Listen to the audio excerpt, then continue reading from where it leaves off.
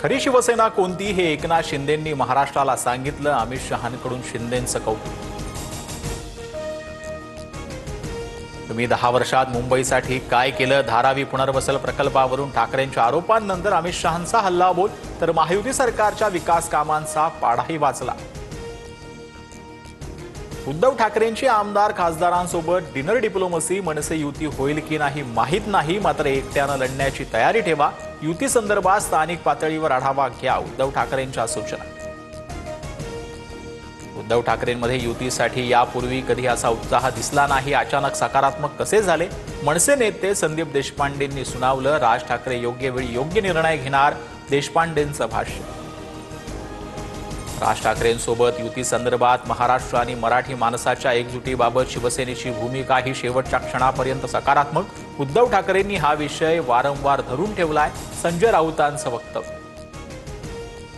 माळेगाव कारखाना निवडणुकीच्या प्रचाराची सांगता. चंद्रराव तावरेंकडून चेअरमन पदासाठी रंजन तावरेंच्या नावाची घोषणा. अजित पवारांना आव्हान देणार.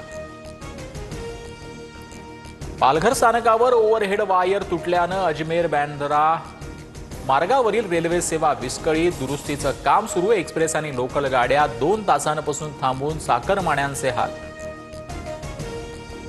संत तुकाराम महाराजांची पालखी पुण्यनगरीत दाखल. हेलिकॉप्टरमधून पालखीवरती पुष्पवृष्टी. नाना पेठेतील श्री निवडुंगा विठ्ठल मंदिरात पालखीचा 2 दिवस मुक्काम. शिवप्रतिष्ठान हिंदुस्थानच्या धारकऱ्यांकडून तुकोराबांच्या पालखीचं स्वागत. मात्र यंदा मुख्य सोहळ्यात सहभागी होणार नाहीत, तर संभाजी भिडेंकडून पालखी रथाचं सारथ्य. उजनी धरणातून 10,000 क्युसेक्स भीमा नदी पात्रात पाण्याचा विसर्ग. 7 ते 8 दिवसात हे पाणी चंद्रभागेत पोहोचणार. आषाढी वारी सोहळ्यासाठी वारकऱ्यांची सोय. बाईक, कॅब, ऑटो राईडसाठी सहकार टॅक्सी सेवा सुरू होणार. अमित शहांची मोठी घोषणा. ओला, उबेर सारख्या खासगी कंपन्यांना मागे टाकून ड्रायव्हर्सना थेट कमाई देण्याचा उद्देश.